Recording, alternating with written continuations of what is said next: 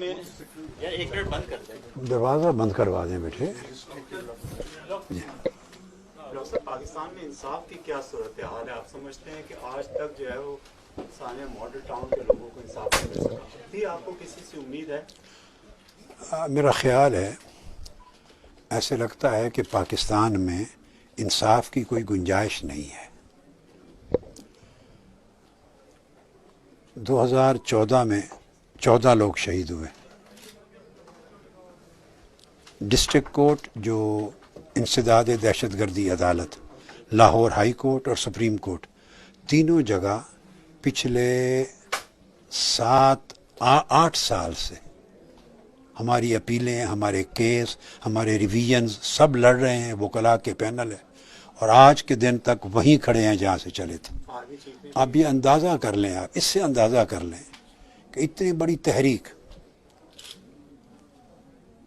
और हमने पाकिस्तान के सबसे आला दर्जे के वकला हर स्टेज पे हायर कर रखे हैं, उसके बावजूद इंसाफ का दरवाज़ा नहीं खुल रहा। इंसाफ की राह में रुकावट बड़े ताकतवर लोग हैं, बड़े ताकतवर लोग, बड़े बड़े बुलंद बांग दावे किए जाते हैं अदल और इंसाफ के, मगर दावे करने वाले खुद अदल और इंसाफ को ज़िबा करते हैं।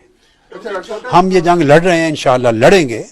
एक छोटा सवाल है, अगले इलेक्शन में पीडीएम और इमरान खान अगर आमने सामने होंगे तो आप किसकी हिमायत करेंगे? देखिए, इस सब्जेक्ट पर मैं कोई बात कबल अज़ वक्त है मैं नहीं कहूँगा, मगर इतनी बात दुरुस्त है कि हमारी जंग हमेशा करप्शन, जुल्म, जबर के खिलाफ रहेगी और हम भलाई करेंगे।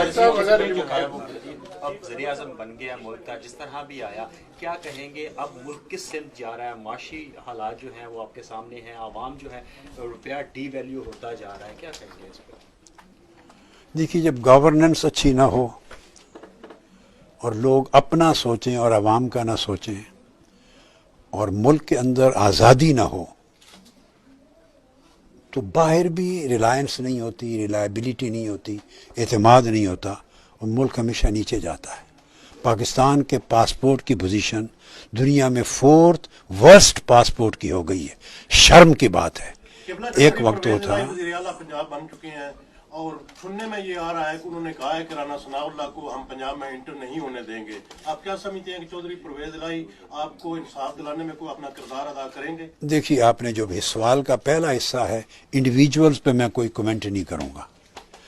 अब रह गया सानिया मॉडल टाउन में इंसाफ मुहैया करने में एग्जेक्टिव पावर्स के साथ और एडमिनिस्ट्रेटिव पावर के साथ मैं पूरी उम्मीद रखता हूँ वे मदद करेंगे, क्योंकि जब शुहदा हुए वो भी उनकी आंखों के सामने शहीद हुए और हमेशा इस मामले में हमारे साथ खड़े रहे, हमारी सपोर्ट रही एक दूसरे के साथ। ये बता दें कि इमरान खान साहब से सुना है कि जब वो वज़ीर आज़म नहीं रहे तो आपसे उनकी बात हुई है, तो अगर इस हुकूमत के खिलाफ फिर कोई तहरीक चलाने में वो आपकी मदद के लिए कहते हैं तो आप उनके साथ चलेंगे?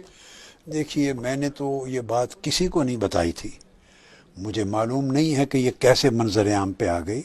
दुरुस्त है, उन्होंने कॉल किया था और तवील बात हुई, मगर किसी किस्म की पॉलिटिकल अरेंजमेंट पे हमारी उस गुफ्तगू में कोई एक जुमला भी नहीं बोला गया। Thank you. ठीक।